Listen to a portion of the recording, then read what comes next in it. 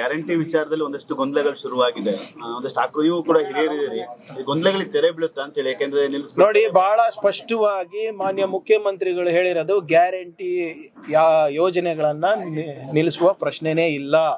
Number 1, very clear, guarantees are not going to stop. ಎರಡನೇ ವಿಚಾರ ಏನಂದ್ರೆ, ಅರ್ಹ ಫಲಾನುಭವಿಗಳಿಗೆ ಹೋಗ್ಬೇಕು, ಪರಿಷ್ಕರಣೆ ಆಗ್ಬೇಕು ಅಂತ ಅಷ್ಟೇ. ನೀವೇ ಎಷ್ಟು ಸರಿ ಹೇಳಿದ್ದೀರಾ ನಮಗೆ, ಮಾಧ್ಯಮ ಸ್ನೇಹಿತರು, ಸರ್ ಬೇರೆ ಯಾರಿಗೂ ಹೋಗ್ತಾ ಇದೆ, ಸತ್ತವರಿಗೆ ಹೋಗ್ತಾ ಇದೆ, ಬೋಗಸ್ ಖಾತೆಗಳಿಗೆ ಹೋಗ್ತಾ ಇದೆ, ಅದು ಪರಿಷ್ಕರಣೆ ಮಾಡ್ಬೇಕಲ್ವಾ? ಆಫ್ಟರ್ ಆಲ್ ಇದು ಯಾರು ದುಡ್ಡು? ಜನರ ದುಡ್ಡು. ಜನರ ದುಡ್ಡು ಜನರಿಗೆ ಕರೆಕ್ಟಾಗಿ ಮುಟ್ಟಿಸೋದು ತಪ್ಪ? ಆಮೇಲೆ BJP ಅವರಿಗೆ ಏನಕ್ಕೆ ಆತಂಕ? ಅವರೇ ತಾನೇ ಗ್ಯಾರಂಟಿ ವಿರುದ್ಧ ಇದ್ದಿದ್ದು. ಈ ಗ್ಯಾರಂಟಿ ಪರಿಷ್ಕರಣೆ ಮಾಡ್ತಾ ಇದ್ರೆ ಅವ್ರಿಗೇನು ಸಮಸ್ಯೆ ಆಗ್ತಾ ಇದೆ? ಮಾಡ್ತೀವಿ.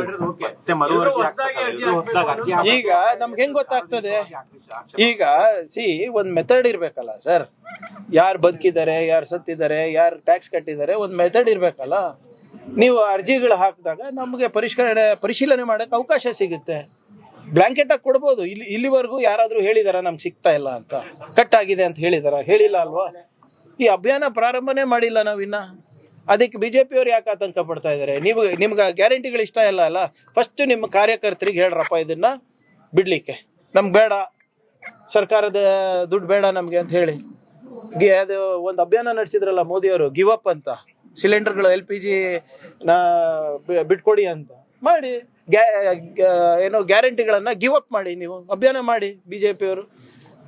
ನಾವು ಯಾರು ನಮ್ಮ ದೇಹದಿಂದ ಕೊಡ್ತಾ ಇಲ್ಲ. ಜನರ ದುಡ್ಡು ಜನರ ತಲುಪಿಸಿದ್ರೆ ಒಂದು ಆರ್ಥಿಕ ಸ್ಥಿರತೆ ಇರುತ್ತೆ ಕುಟುಂಬಕ್ಕೆ ಅಂತ ಮಾಡ್ತಾ ಇರೋ ಯೋಜನೆ. ನಿಮ್ಗೆ ಇಷ್ಟ ಇಲ್ಲ ಅಂದ್ರೆ ನೀವು ತಗೋಬೇಡಿ, ತಗೊಂಡವ್ರು ತಗೋತಾರೆ. ಯಾರಿಗೆ BJP ಅವರಿಗೆ ಬಹಿರಂಗ ಮಾಡ್ಬೇಕಂತ ಅವ್ರ ಮಾತು ಕೇಳ್ಕೊಂಡು ನಾವು ಸರ್ಕಾರ ನಡ್ಸಕ್ಕಾಗತ್ತಾ? ಸ್ವಲ್ಪ ಸಾಮಾನ್ಯ ಪ್ರಜ್ಞಾನ ಇದೆಯಾ ಅವರಿಗೆ? SIT ವಿಚಾರಣೆ ಅದು ಇವತ್ತು ಕೋರ್ಟಲ್ಲಿದೆ, ಕೋರ್ಟಿಗೆ ಸಬ್ಮಿಟ್ ಮಾಡಿದ್ದೀವಿ. ಕೋರ್ಟ್ ಅವ್ರು ಏನು ಹೇಳ್ತಾರೆ, we will do it. BJP ಅವ್ರು ಹೇಳ್ದಂಗೆ ನಡ್ಕೊಳಕ್ಕಾಗಲ್ಲ ಅಪ್ಪ, ದಯವಿಟ್ಟು ಕ್ಷಮಿಸ್ಬೇಕು. ಕಾನೂನು ಅನ್ನೋದಿದೆ.